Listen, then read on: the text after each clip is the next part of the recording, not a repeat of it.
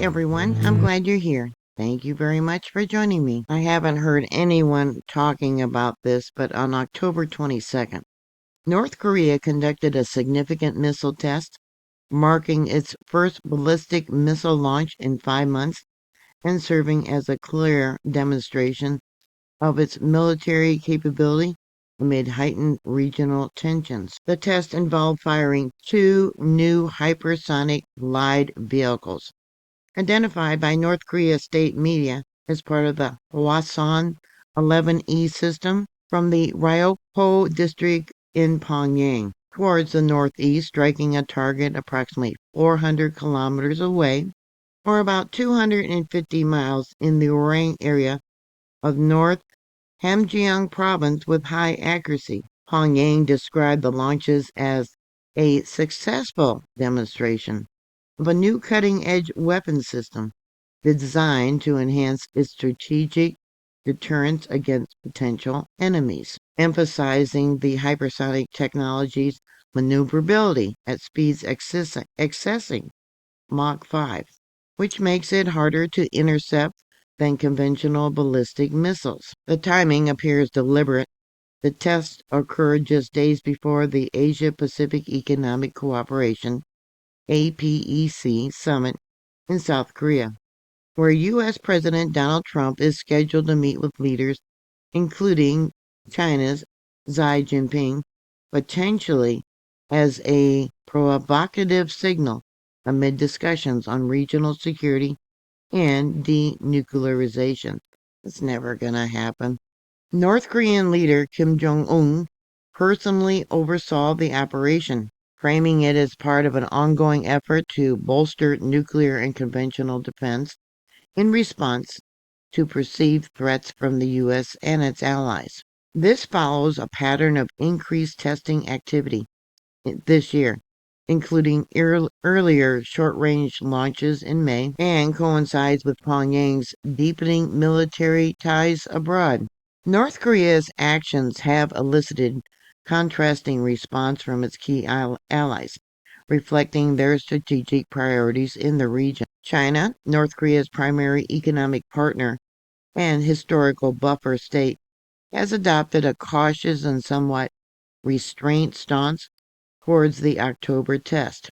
On October 23rd, China's foreign minister spokesperson, Jiao Jiakin, stated that Beijing had no new comment on the launches, signaling a reluctance to escalate criticism publicly while avoiding outright endorsement. This mirrors China's long-standing position of opposing missile activity that violates UN Security Council resolutions, and enforcement has been inconsistent.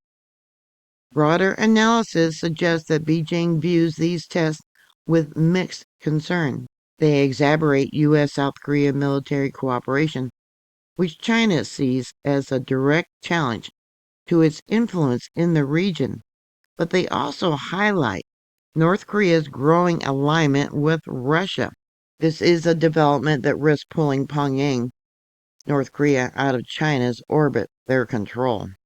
Experts note that China has quietly accepted North Korea's de facto nuclear stance in recent years, partly as a pragmatic response to the Kim-Putin partnership, but it continues to advocate for a nuclear-free Korean peninsula in the multilateral forms, as they reaffirmed in a 2024 trilateral summit with Japan and South Korea. There was a joint military exercise between China and North Korea forces in May of this year, which underscores undergoing ties. Yet some analysis describe China's role as more stabilizer than enabler. They believe that they are prioritizing broader stability over aggressive provocation. In a stark contrast, Russia has embraced North Korea's military assertiveness as part of a burgeoning invincible alliance, with no public criticism of the October test. On October 24th of this year, Kim Jong-un publicly hailed the partnership with Moscow as advancing nonstop commemorating 1 year since North Korea troops were deployed to support Russia's war efforts in Ukraine. This follows a mutual defense pact signed earlier this year, under which Pyongyang has supplied Russia with artillery, ammunition, ballistic missiles, and at least 100 in 2024 alone, and troops, while receiving advanced defense systems and technical feedback on its own missile program in return. This test aligns with Russia's own show of force, including nuclear readiness drills, overseen by President Vladimir Putin on October 22nd, involving ICBMs, submarines, and bombers, suggesting coordinating signaling against Western pressures.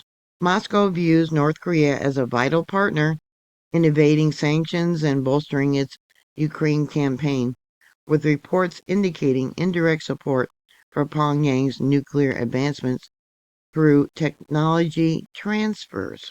The CRINK axis, China, Russia, Iran, North Korea, is seen by Western observers as a counter to U.S.-led coalitions, though Russia has occasionally urged restraint in past tests to maintain diplomatic flexibility. North Korea's hypersonic test underscores its defiant posture, with China opting for diplomatic ambiguity to manage risk and Russia's leveraging to deepen anti-Western solidarity. So I don't know, do you think it would influence APEC discussions, potentially heightening calls for renewed sanctions or dialogue? What are your thoughts? Yeah, they're not going to denuclearize North Korea.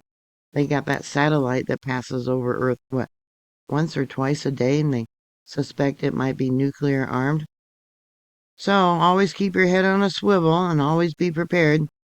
Thank you very much for watching. Please like, share, and subscribe, and I'll talk to you later. God bless you.